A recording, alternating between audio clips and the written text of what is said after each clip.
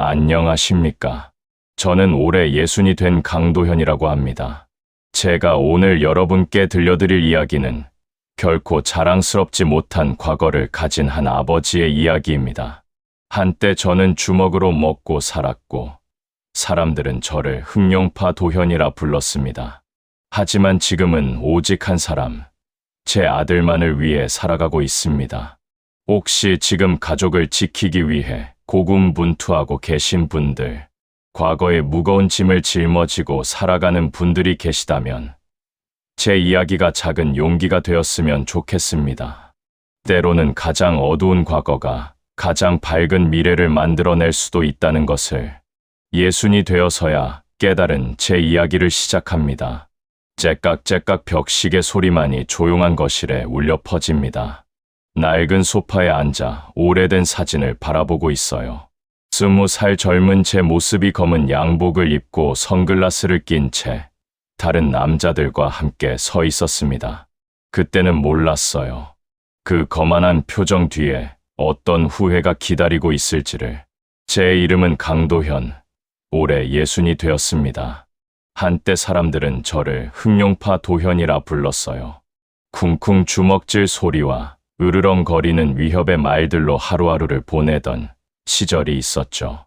삐걱 의자에서 일어나 창문을 바라보니 멀리서 또또또 아들이 걸어오는 모습이 보였습니다. 강민호, 28살이지만 발달장애 2급으로 세상 물정을 잘 모르는 순진한 아이예요. 하지만 저에게는 이 세상 전부입니다. 덜컹 현관문이 열리는 소리와 함께 민호가 들어왔어요. 아빠, 다녀왔어요. 환한 웃음을 지으며 인사하는 모습에 제 마음도 따뜻해졌습니다. 조직 생활할 때는 한 번도 느껴보지 못했던 감정이었어요. 어서 와, 민호야. 오늘은 어땠어? 다정하게 물어보니 아들이 신나서 말하기 시작했어요. 아빠, 오늘 목공소에서 의자 다리 만들었어요. 사장님이 잘한다고 칭찬해 주셨어요. 자랑스러운 목소리였습니다. 똑똑한 아이는 아니지만 성실하고 착한 마음만큼은 누구보다 큰 민호입니다. 우리 아들 정말 대단하네. 아빠가 자랑스러워. 머리를 쓰다듬어 주니 민호가 깔깔 웃었어요. 지글지글 저녁 준비를 하며 생각했습니다. 과거 조직에서 함께했던 놈들은 지금 어떻게 살고 있을까? 쨍그랑 그릇 놓는 소리에 잠시 과거가 떠올랐어요. 술집에서 와장창 깨지는 병소리, 비명 지르는 사람들, 쿵쾅 몸이 바닥에 떨어지는 소리들. 아빠, 왜 그래요? 민호가 걱정스러운 표정으로 저를 바라봤어요. 제가 굳은 얼굴을 하고 있었나 봅니다. 아니야, 괜찮아. 밥 먹자. 억지로 웃으며 대답했습니다. 식탁에 앉아 후루룩 국을 먹으며 민호가 말했어요. 아빠, 소라 씨 아세요? 편의점에서 일하는. 수줍게 말하는 모습에 제 눈이 커졌습니다. 설마 우리 민호에게도 연애 감정이? 소라 씨가 어떤 사람인데? 조심스럽게 물어보니 민호의 얼굴이 빨갛게 달아올랐어요. 제가 느려도 기다려줘요. 그리고 웃을 때 정말 예뻐요. 진심이 담긴 목소리였습니다. 조직 생활할 때는 여자들과의 만남이라는 게 늘 거래나 이용의 관계였어요. 하지만 민호의 순수한 마음을 보니 뭉클했습니다. 그래, 그럼 한번 집에 초대해봐. 아빠가 맛있는 것 해줄게. 며칠 후, 진짜로 윤소라라는 여자가 집에 왔어요. 26 정도로 보이는 단정한 인상의 여자였습니다. 안녕하세요, 민호 아버님. 공손한 인사에 첫인상은 나쁘지 않았어요. 어서 와요. 민호가 자주 얘기했어요. 따뜻하게 맞이했는데 소라의 눈빛이 잠시 어둠을 스쳤다가 지나갔어요. 하지만 그때는 그냥 수줍음 정도로 생각했습니다. 제잘제잘 이야기를 나누는 동안 소라는 민호를 다정하게 대했어요. 민호 씨는 정말 성실해요. 매일 편의점에 와서 똑같은 시간에 우유 사가시거든요. 웃으며 말하는 모습에 저도 안심했습니다. 하지만 뭔가 어색한 부분들이 있었어요. 민호가 서툴게 말할 때마다 소라의 표정에 짜증이 스치는 것 같았거든요. 물론 금세 미소로 가려졌지만 오랫동안 사람들의 진짜 속마음을 읽어야 했던 제 눈에는 보였어요. 소라 씨 부모님은 뭘 하시나요? 자연스럽게 물어봤는데 소라의 얼굴이 잠시 굳어졌어요. 아버지는 사업을 하세요. 어머니는 집에 계시고요. 어색한 대답이었습니다. 그 순간 제 육감이 작동했어요. 조직에서 오래 구른 사람의 본능이랄까. 뭔가 숨기는 게 있다는 느낌이었습니다. 하지만 민호가 행복해하는 모습을 보니 깊이 파고들고 싶지 않았어요. 밤이 깊어 소라가 돌아간 후 민호가 들뜬 목소리로 말했어요. 아빠, 소라 씨 어때요? 저한테 잘해주죠. 기대에 찬 눈빛이었습니다. 응, 좋은 사람 같아. 하지만 민호야. 조심스럽게 말을 꺼내려는데 민호가 먼저 말했어요. 아빠, 저 소라 씨랑 결혼하고 싶어요. 충격적인 말이었어요. 아직 사귄 지 얼마 되지도 않았는데. 민호야, 결혼은 신중하게 생각해야 해. 진지하게 말했지만 민호는 이미 마음을 정한 것 같았어요. 그날 밤잠이 오지 않았어요. 뒤척이며 생각했습니다. 과연 소라가 민호를 진심으로 사랑하는 걸까? 아니면 다른 목적이 있는 건 아닐까? 조직 생활의 의심과 아버지로서의 걱정이 뒤섞였어요. 미리리링 전화벨 소리에 잠에서 깼습니다. 새벽 6시. 누가 이런 시간에 전화를 할까? 화면을 보니 민호였어요. 아빠, 나 지금 소라 씨랑 카페에 있어. 중요한 얘기가 있어서. 떨리는 목소리였습니다. 무슨 일이야? 이런 새벽에.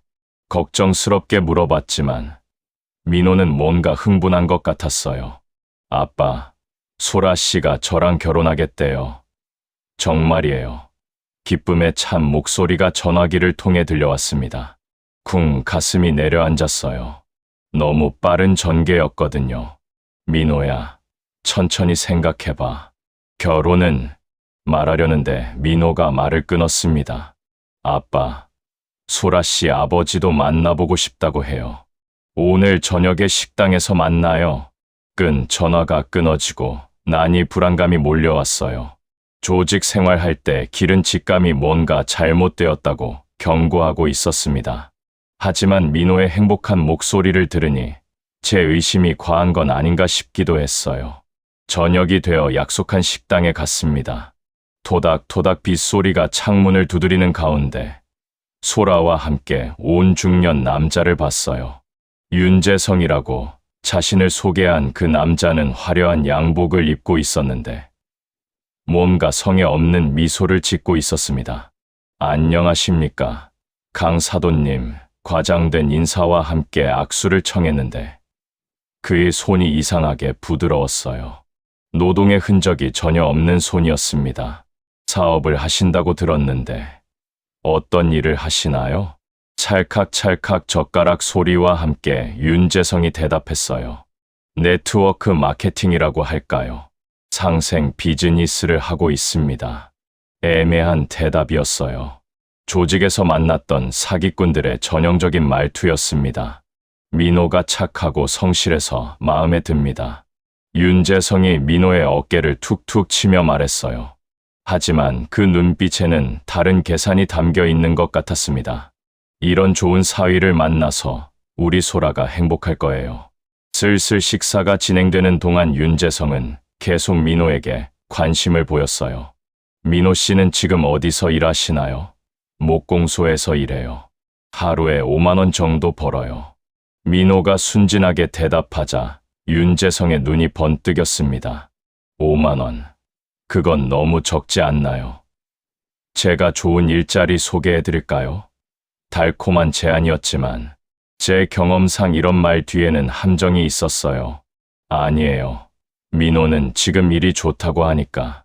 하하하. 윤재성이 웃으며 말했습니다. 강 사돈님은 참 보수적이시네요. 요즘 시대에는 기회를 잡아야 하는데 그 웃음 속에 뭔가 차가운 것이 느껴졌어요. 소라는 내내 조용했어요. 가끔 민호를 바라보는 눈빛이 따뜻해 보이기도 했지만 아버지와 눈이 마주칠 때는 다른 표정이 되었습니다. 마치 연기를 하는 것 같았어요. 그런데 강 사도님은 무슨 일을 하셨나요? 윤재성이 갑자기 저에게 관심을 보였어요. 위험한 질문이었습니다. 과거를 숨기고 살아왔는데 그냥 이것저것 했어요. 윤재성이 의미심장한 표정을 지었어요. 이것저것이라 수입이 괜찮으신가 보네요. 민호 씨 대학도 보내시고. 탐색적인 질문들이 계속 이어졌습니다.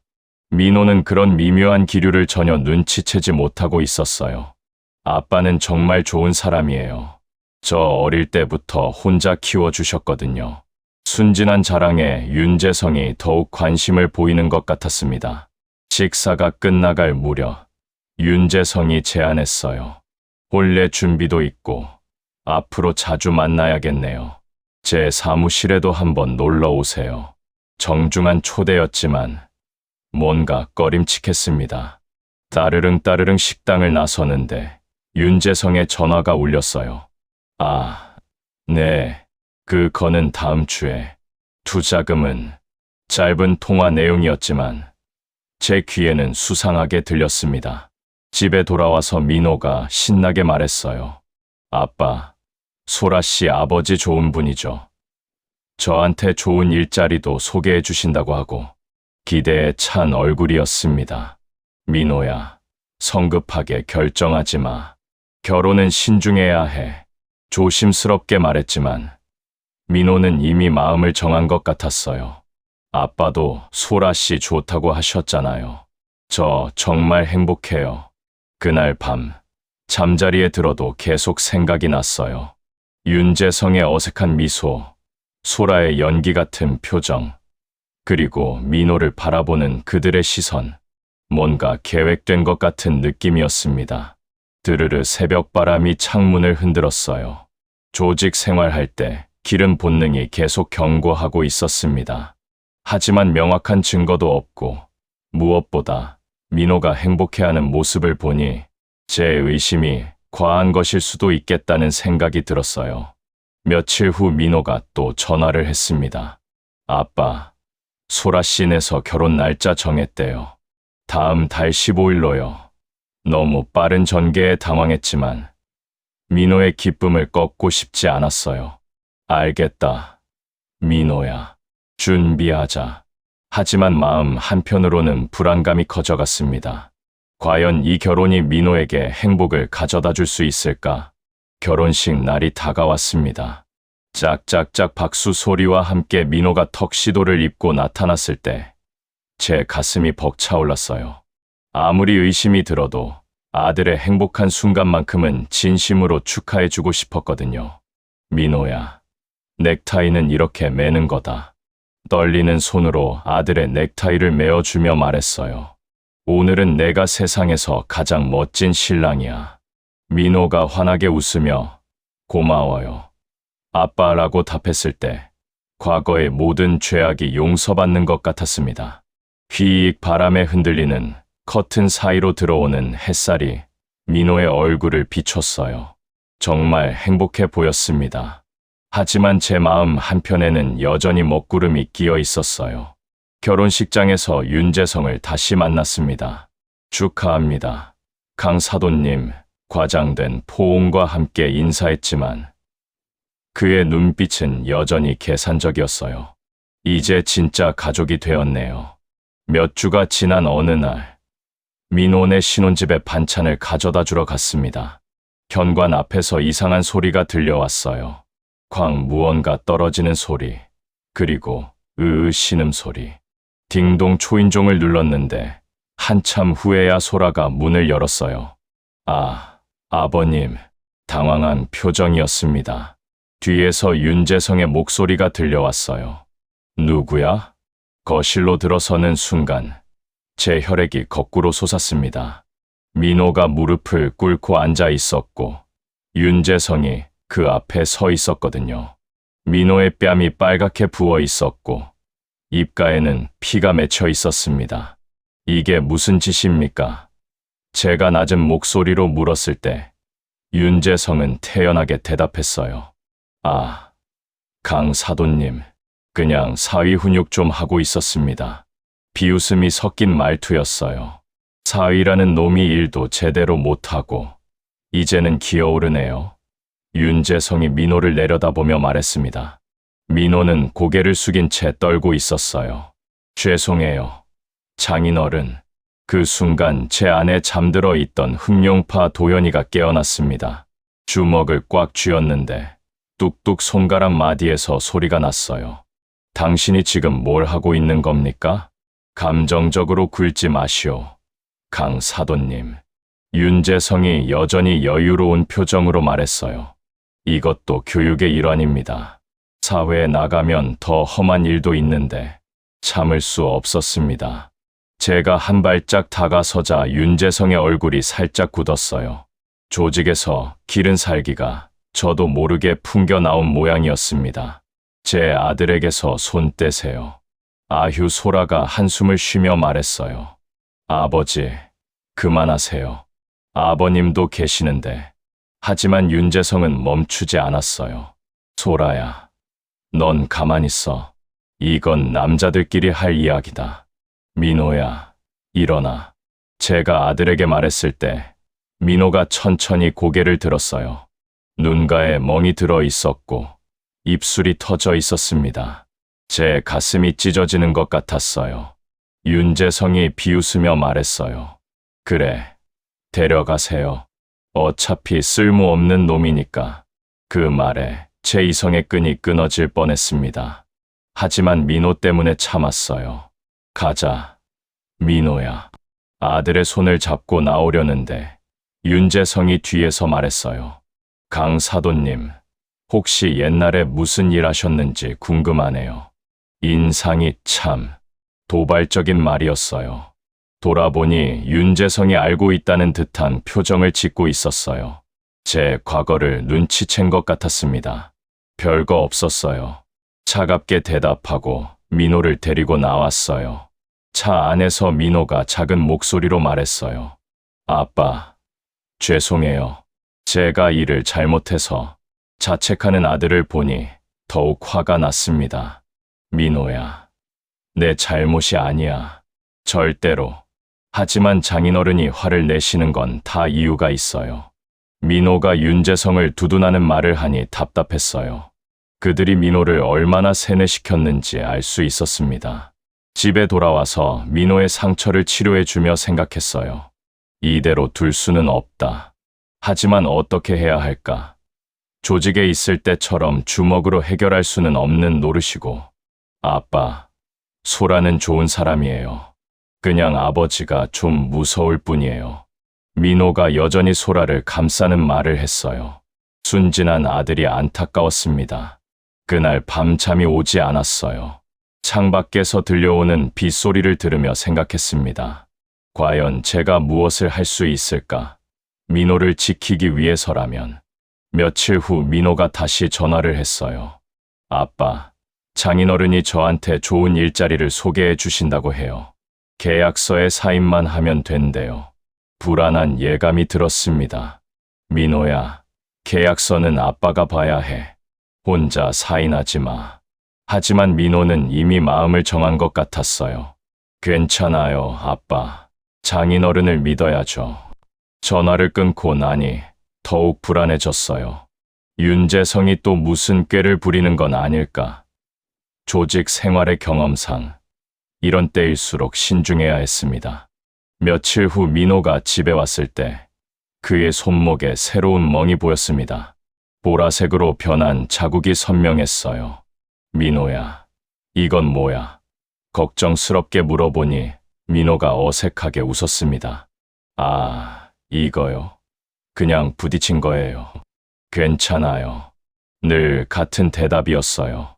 하지만 제 눈에는 명백히 누군가에게 잡힌 자국으로 보였습니다. 조직에서 사람들을 다뤄본 경험이 있으니까요. 민호야, 솔직히 말해봐. 누가 그랬어?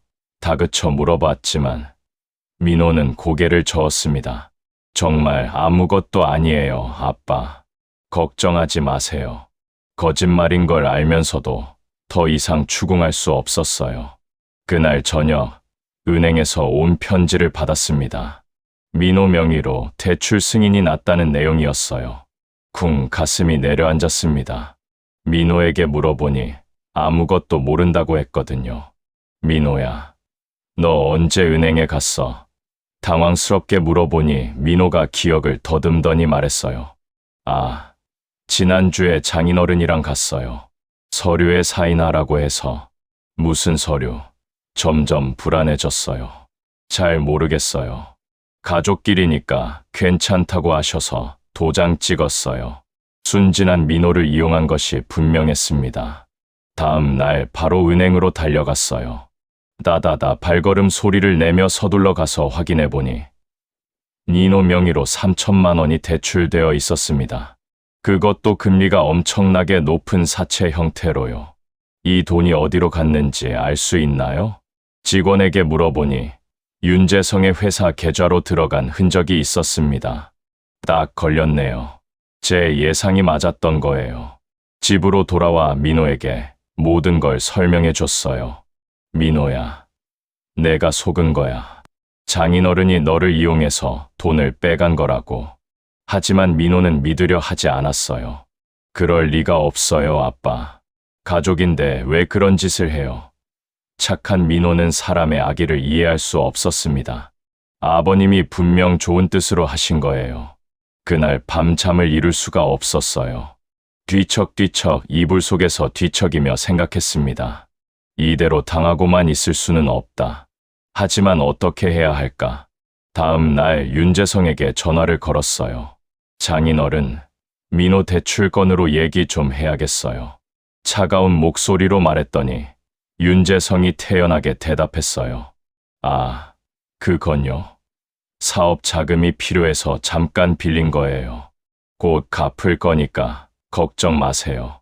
뻔뻔한 말투였어요. 그래서 언제 갚을 건가요? 급하게 그러지 마시오. 가족끼리 융통성 있게 해야죠. 완전히 가족을 이용해 먹을 생각이었어요. 조직에서 만났던 사기꾼들과 똑같은 수법이었습니다. 며칠 후 더 충격적인 일이 벌어졌어요. 민호가 눈가에 멍을 들고 집에 왔거든요. 이번에는 숨길 수도 없을 만큼 심했어요. 민호야, 이번엔 또 뭐라고 할 거야? 아빠, 정말 넘어져서 그런 거예요. 떨리는 목소리로 거짓말을 했지만 제 인내심도 한계에 다다랐어요. 그만 거짓말해. 누가 때린 거야? 결국 민호가 울면서 털어놨어요. 장인어른이 일을 제대로 못한다고. 하지만 제가 잘못한 거예요. 아직도 자신을 탓하고 있었어요. 어떤 일을 못했다는 거야? 자세히 물어보니 윤재성이 민호를 자신의 사업에 이용하려고 했던 것 같았어요. 다단계 같은 일을 시키려다가 민호가 제대로 못하니까 화를 낸 거였습니다. 그날 저녁 소라가 전화를 했어요. 아버님, 민호가 집에 있나요? 아버지가 찾으신다고. 딱딱한 목소리였어요. 더 이상 연기할 필요가 없다고 생각하는 것 같았습니다. 소라야, 너도 이 일에 가담한 거냐? 직접적으로 물어봤더니 소라가 잠시 침묵했어요. 그 침묵이 모든 걸 말해주고 있었습니다. 아버님이 뭘 말씀하시는 건지. 시침 잃을 때는 소라를 보니 더욱 화가 났어요. 내 아버지가 민호 돈 빼먹고 때리는 거 모르는 척하지 마. 뚝 전화가 끊어졌어요. 이제 더 이상 가면을 쓸 필요가 없다고 생각하는 모양이었습니다. 완전히 우리 부자를 우습게 보고 있었어요. 민호를 바라보니 더욱 안타까웠어요. 착한 마음 때문에 이용당하고 있는 아들을 보니 제 가슴이 찢어지는 것 같았습니다. 이제 더 이상 참을 수 없었어요. 그날 밤 제 방에서 오래된 상자를 꺼냈습니다. 먼지가 수북이 쌓인 상자 안에는 과거의 유물들이 들어 있었어요. 녹슨 쇠파이프, 낡은 가죽 장갑, 그리고 예전 조직 사진들. 민호야, 아빠가 다시 예전으로 돌아가야 할 것 같다. 잠들어 있던 흑룡파 도연이를 깨울 때가 온 것 같았습니다. 아들을 지키기 위해서라면 과거의 모든 것을 다시 꺼낼 각오가 되어 있었어요. 상자에서 오래된 가죽 장갑을 꺼내 손에 끼워 봤습니다. 뻣뻣하게 굳어 있었지만 손에 맞는 감촉은 여전했어요. 20년 전 마지막으로 끼었던 그 장갑이었습니다. 거울 앞에 서서 제 모습을 봤어요. 예순이 된 얼굴에는 주름이 늘어 있었지만 눈빛만은 예전과 달라지지 않았습니다. 한때 사람들이 두려워했던 그 눈빛이 다시 살아나고 있었어요. 아빠, 뭐 하세요? 민호가 방으로 들어와 물어봤습니다. 제가 장갑을 끼고 있는 모습을 보고 의아해하더라고요. 아무것도 아니야, 민호야. 그냥 옛날 물건 정리하는 거야. 하지만 민호도 뭔가 분위기가 달라진 걸 느낀 것 같았어요. 아빠 표정이 무서워요. 순진한 말이었지만 제 안에서 깨어나고 있는 것을 아들도 감지한 거였습니다. 그날 밤 오랜만에 조직 시절 동료였던 최영수에게 전화를 걸었어요. 지금은 합법적인 사업을 하고 있다고 들었거든요. 따르릉 따르릉 벨소리가 몇 번 울린 후 익숙한 목소리가 들려왔습니다. 여보세요? 형수야. 나 도현이야. 형수 있어. 어머, 도현이, 오랜만이네. 잠깐만, 형한테 바꿔줄게. 반가운 목소리였어요.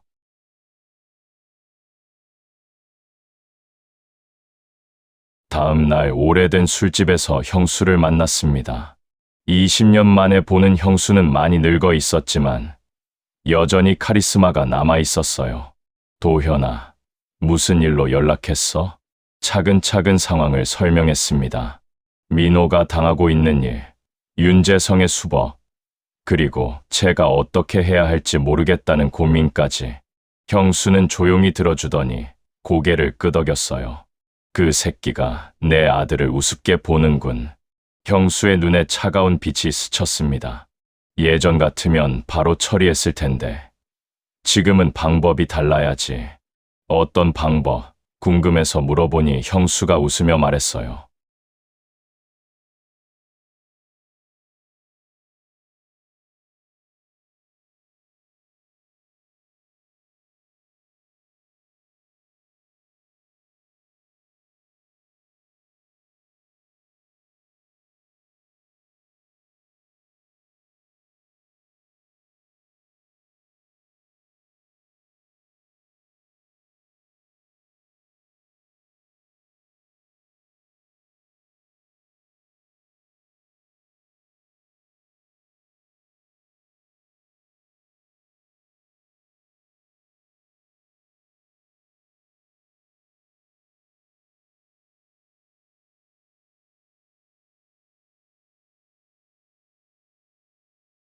윤재성의 사무실이 있는 건물에 도착했습니다.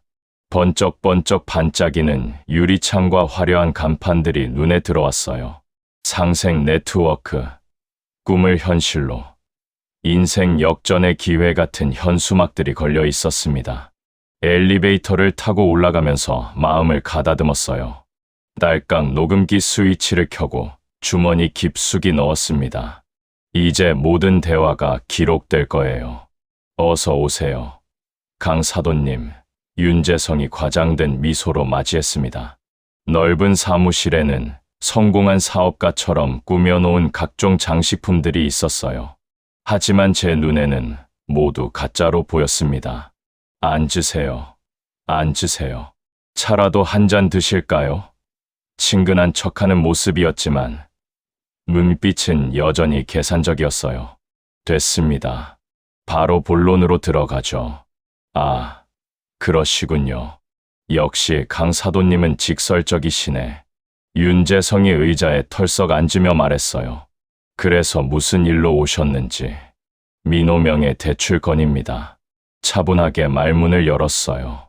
3천만 원이 어디로 갔는지 알고 싶네요. 윤재성의 표정이 살짝 굳었지만 금세 다시 웃음을 지었습니다.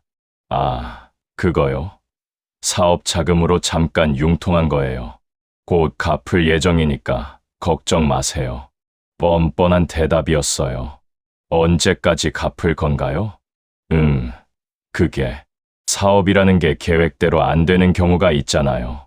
슬슬 본색을 드러내기 시작했어요. 좀 더 시간이 필요할 것 같습니다. 제가 서류 봉투를 꺼내 책상 위에 놓았어요. 이게 뭔지 아세요? 윤재성이 봉투를 열어보더니 얼굴이 하얗게 변했습니다. 은행 대출 서류와 돈의 흐름을 추적한 자료들이 들어 있었거든요.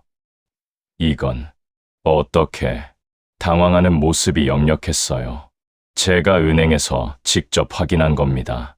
민호 동의 없이 대출받은 거, 그 돈이 당신 계좌로 들어간 거, 모든 게 기록되어 있어요. 순간 윤재성의 태도가 180도 바뀌었습니다. 그래서 어쩌겠다는 거요? 가면을 벗고 본 모습을 드러내기 시작했어요. 그 바보 같은 사위 때문에 여기까지 오셨어요? 바보 같은 사위라고 했습니까? 제 목소리가 차갑게 변했어요. 20년 전 그 목소리가 나오고 있었습니다. 윤재성이 뭔가 위험한 기운을 감지한 듯 살짝 뒤로 물러났어요. 말이 좀 거칠었네요. 하지만 솔직히 말해서 윤재성이 계속 말을 이었어요. 그 애는 좀 모자라잖아요. 그런 애 시집 보내준 것만도 고마워해야 하는 거 아니에요? 그 순간 제 안에 무언가가 폭발했습니다. 쿵 주먹을 책상에 내려쳤어요. 책상 위에 물컵이 쨍그르르 떨어져 깨졌습니다. 지금 뭐라고 했습니까? 윤재성이 깜짝 놀라며 의자를 뒤로 밀었어요. 아니, 그게 아니라 처음으로 겁에 질린 표정을 보였습니다. 제 눈에서 나오는 살기를 느낀 거였어요. 당신이 지금까지 무슨 짓을 했는지 다 알고 있어요. 천천히 일어서며 말했어요. 제 아들 때리고 돈 빼먹고 사기치고 한 걸음씩 다가갈 때마다 윤재성이 뒤로 물러났어요. 그런데 지금 뭐라고 했죠? 모자라다고. 제 목소리가 점점 낮아졌어요. 조직에서 사람들을 협박할 때 쓰던 그 톤이었습니다. 제 아들을 모자라다고 했어요? 아니에요. 오해예요. 윤재성이 벌벌 떨며 변명했어요. 제가 말을 잘못했어요. 하지만 이미 늦었어요. 제 인내심의 한계를 넘어선 거였거든요. 오해가 아니죠. 분명히 들었어요. 녹음기를 꺼내 흔들어 보였어요. 이거 다 녹음되고 있거든요. 방금 하신 말까지 포함해서요. 윤재성의 얼굴이 새파랗게 질렸어요. 녹음기요? 그건 완전히 당황한 모습이었습니다. 자신의 말이 모두 기록되고 있다는 사실을 깨달은 거예요. 네, 녹음기예요. 처음부터 켜져 있었어요. 차분하게 말했지만 제 눈빛은 차가웠어요. 당신이 지금까지 한 말들, 제 아들을 모자라다고 한 것까지 다 기록되어 있어요. 그때 윤재성이 갑자기 태도를 바꿨어요. 강 사도님, 잠깐만요. 이거 불법 녹음 아니에요. 제 동의 없이 법적으로 대응하려는 듯 했어요. 불법 녹음, 제가 웃으며 말했어요. 당신이 제 아들 사기친 것, 폭행한 것에 비하면 아무것도 아니죠. 더군다나 이건 증거예요. 윤재성이 책상 뒤로 완전히 물러나 벽에 등을 대고 섰어요. 저 경찰 부를 거예요. 위협하려 했지만 목소리가 떨리고 있었어요. 경찰이요? 좋은 생각이네요. 제가 핸드폰을 꺼내며 말했어요. 같이 신고하죠. 사기죄, 폭행죄, 그리고 장애인 학대죄까지 추가해서요. 그 순간 윤재성이 완전히 무너졌어요. 주저앉으며 제발 용서해 주세요라고 빌기 시작했습니다. 20년 전이었다면 주먹으로 해결했겠지만 지금은 다른 방법이 있었어요. 용서해달라고요. 제가 윤재성을 내려다보며 차갑게 말했어요. 지금까지 제 아들한테 한 짓을 생각해보세요. 그래도 용서해달라고 할 수 있어요? 윤재성이 무릎을 꿇고 손을 모았어요. 정말 죄송합니다. 제가 잘못했어요. 돈은 다 갚겠습니다. 이자까지, 아니 2배로 갚겠어요. 목소리가 떨리고 있었습니다. 돈 문제가 아니에요. 제가 의자에 앉으며 말했어요. 제 아들 명예가 문제라고요. 당신이 그 아이한테 한 짓들, 모자라다고 한 말들, 그건 정말 실수였어요. 화가 나서 그런 거지. 진심이 아니었어요. 윤재성이 급하게 변명했지만 제 표정은 굳어 있었어요. 민호는 정말 좋은 아이예요. 딸깍 녹음기를 테이블 위에 놓으며 말했어요. 이 안에 당신 목소리가 다 들어있어요. 바보 같은 사위, 모자라다. 이런 말들이요. 윤재성의 얼굴이 점점 하얗게 변해갔어요. 그걸로 뭘 하시려고. 경찰서에 신고할 거예요. 사기죄, 폭행죄, 그리고 장애인 학대 및 모독죄까지 추가해서요. 안 됩니다. 제발. 윤재성이 바닥에 머리를 박으며 빌었어요.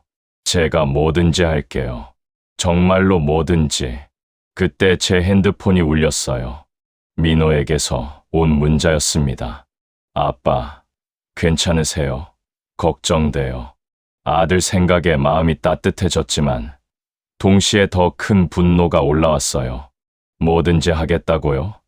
제가 윤재성을 똑바로 보며 말했어요. 그럼 먼저 제 아들한테 무릎 꿇고 사과하세요. 진심으로요. 네, 무릎 꿇고 사과하겠어요. 윤재성이 고개를 끄덕였어요. 그리고 돈도 다 갚고 다시는 연락 안 하겠어요. 그것만으론 부족해요. 제가 차갑게 말했어요. 당신이 한 일에 대한 대가를 치러야 해요. 법적으로요. 윤재성이 완전히 절망한 표정을 지었어요. 제발, 저한테도 가족이 있어요. 소라도 있고, 소라 얘기는 꺼내지 마세요. 그 아이도 공범이잖아요. 아니에요. 소라는 몰랐어요. 윤재성이 딸을 감싸려 했지만 제가 고개를 저었어요. 처음에 민호 유혹한 것도 결혼 서두른 것도 다 계획된 거 아니에요? 순간 윤재성이 말문이 막혔어요. 부인할 수 없는 사실이었거든요. 그건 솔직히 말하세요. 처음부터 민호를 이용할 계획이었죠? 한참 후에 윤재성이 고개를 숙이며 인정했어요. 네, 처음에는. 하지만 나중에는 진짜로요. 그럼 왜 때렸어요? 왜 돈을 빼먹었어요? 윤재성이 더 이상 변명할 말이 없어 보였어요. 완전히 모든 게 들통난 상황이었거든요. 정말 죄송합니다. 제가 일어서서 창문을 바라봤어요. 멀리 도시의 풍경이 보였습니다. 20년 전 같으면 이미 손을 댔을 텐데 지금은 다른 방법으로 해결할 수 있다는 게 신기했어요. 윤재성 씨, 제가 돌아서며 말했어요. 당신 선택권이 2개 있어요. 선택권이요? 윤재성이 고개를 들며 물어봤어요. 첫 번째는 경찰서 가서 자수하는 거예요. 제가 증거도 다 제출하고요. 윤재성의 얼굴이 더욱 하얗게 변했어요. 2번째는요. 민호한테 무릎 꿇고 진심으로 사과하고 빌린 돈 이자 포함해서 다 갚고 다시는 우리 앞에 나타나지 않는 거예요. 그럼 고소는 안 하신다는 거예요. 윤재성이 희망적인 표정으로 물어봤어요. 조건이 하나 더 있어요. 뭐든지 하겠어요. 당신이 운영하는 이 사기 사업 완전히 접어야 해요. 그리고 다른 피해자들한테도 사과하고 보상해야 하고요. 윤재성이 망설였어요. 자신의 돈줄을 끊어야 하는 거니까요. 어떻게 할 거예요? 제가 압박하자 윤재성이 결국 고개를 끄덕였어요. 하겠습니다. 다 하겠어요. 약속하세요. 이 녹음도 증거가 될 거니까요. 약속합니다. 민호 씨한테 사과하고 돈 갚고 사업 접고 피해자들 보상하겠습니다. 떨리는 목소리로 약속했어요. 제가 녹음기를 끄고 주머니에 넣었어요. 좋아요. 하지만 약속 어기면 바로 경찰서 갈 거예요. 그때는 봐주지 않을 거고요. 윤재성이 고개를 끄덕이며 일어났어요. 언제 민호 씨를 만날 수 있을까요? 내일 오후에 우리 집으로 오세요. 그리고 돈도 준비해 오고요. 네, 알겠습니다. 윤재성이 고개를 숙이며 대답했어요. 완전히 기가 꺾인 모습이었습니다. 제가 사무실을 나서며 마지막으로 말했어요. 그리고 윤재성 씨, 제가 누군지 이제 알 거예요. 약속 어기면 어떻게 될지도 알고 있을 테고요. 협박이 아니라 경고였어요. 사무실을 나오니 가슴이 시원해졌어요. 오랜만에 느끼는 해방감이었습니다. 하지만 이제 정말 끝이 아니라 시작이었어요. 민호에게 전부 설명해야 하고 앞으로의 계획도 세워야 했거든요. 집으로 돌아가는 길에 생각했어요.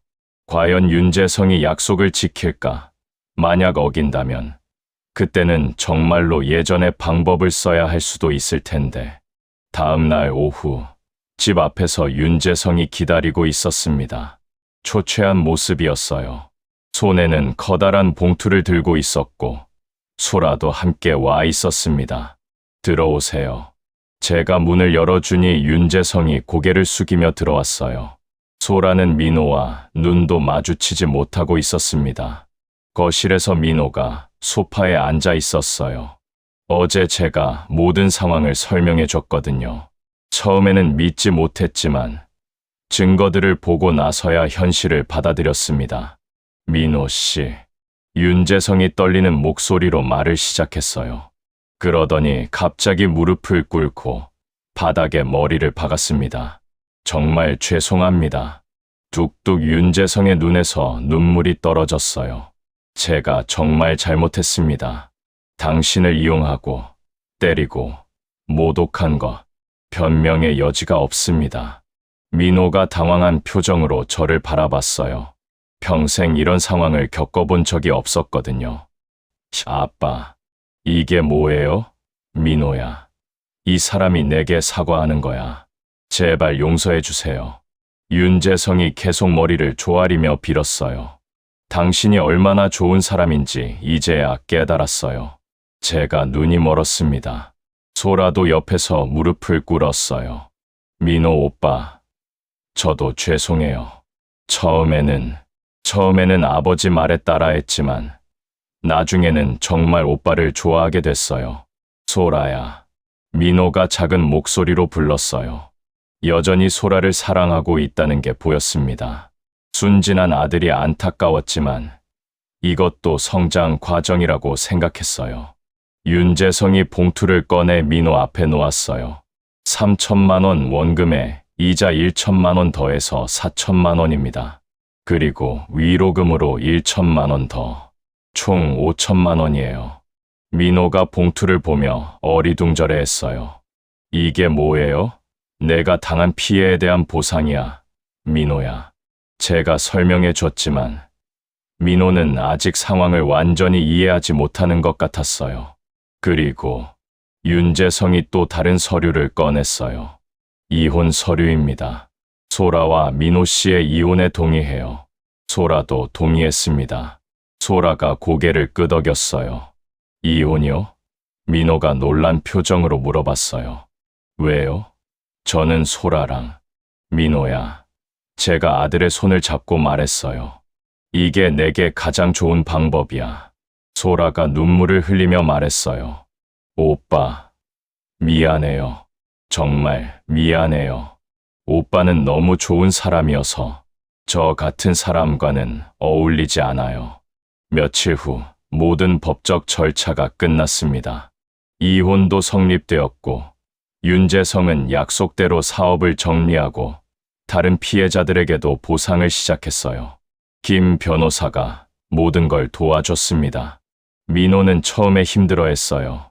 사랑했던 사람과 헤어지는 것도, 자신이 이용당했다는 사실을 받아들이는 것도 쉽지 않았거든요. 아빠, 제가 정말 바보였나요? 바보가 아니야. 민호야. 제가 아들을 안아주며 말했어요. 내가 착해서 그런 거야. 착한 건 잘못이 아니야. 하지만 이제는 조금 더 조심해야 한다는 것도 가르쳐 줬어요.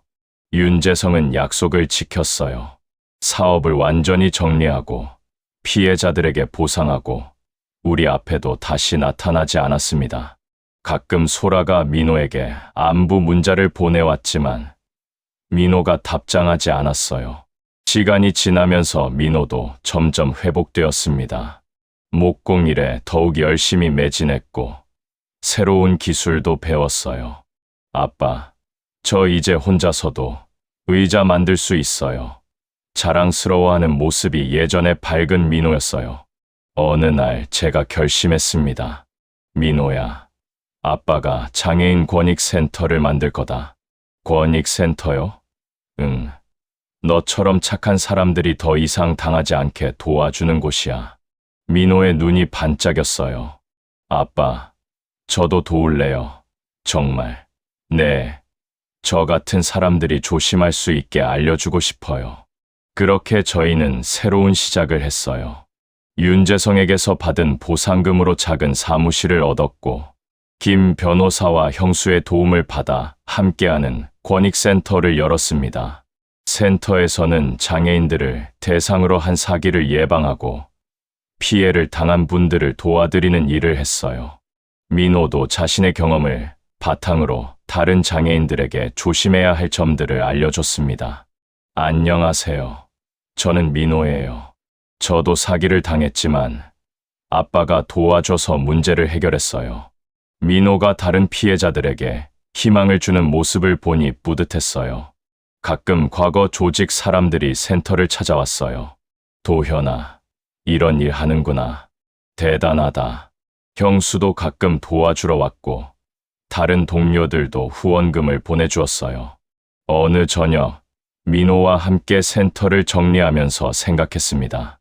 한때는 주먹으로만 문제를 해결했던 제가 이제는 법과 사랑으로 사람들을 돕고 있다니 인생 참 신기한 것 같아요. 아빠, 오늘도 한 분 도와드렸어요. 민호가 환하게 웃으며 말했어요. 그분이 정말 고마워하시더라고요. 그래, 우리가 하는 일이 의미 있는 일이야. 창밖을 바라보니 해가 지고 있었어요. 붉은 노을이 하늘을 물들이고 있었습니다. 과거의 어둠을 뒤로하고 이제는 밝은 미래를 향해 걸어가는 기분이었어요. 민호야, 집에 가자. 네.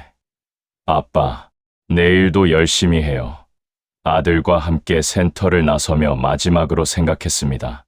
피로 얼룩진 주먹 대신 정의와 사랑으로. 그게 제 마지막 싸움이었고 이제야 시작된 진짜 인생이었습니다.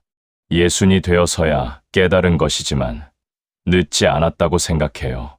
아들과 함께라면 무엇이든 할 수 있으니까요.